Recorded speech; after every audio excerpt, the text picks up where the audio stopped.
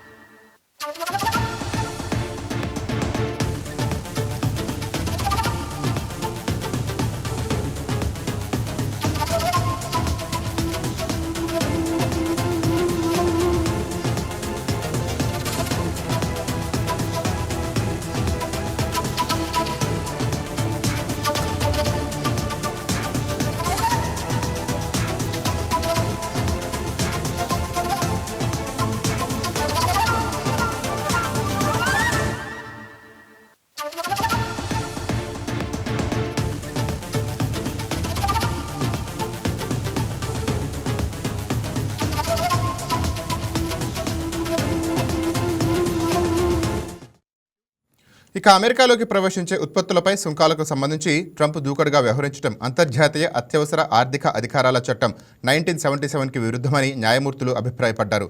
ఈ తీర్పును ప్రధాన న్యాయమూర్తి జాన్ రాబర్ట్స్ వెల్లడించారు. అయితే సుంకాలపై ట్రంప్ తీసుకున్న నిర్ణయానికి వ్యతిరేకంగా 6 అనుకూలంగా 3 జడ్జిలు విడివిడిగా తమ తీర్పును ఇచ్చారు.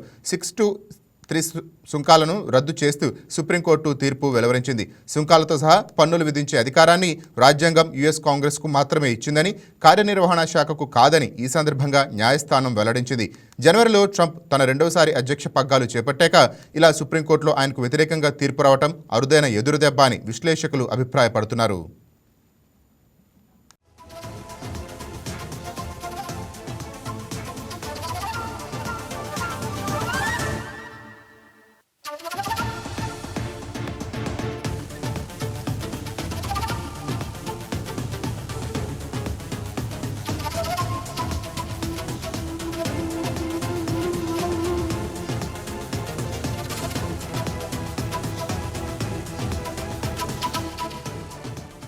Please subscribe to YK TV Network. Please subscribe to YK TV. Please watch YK News.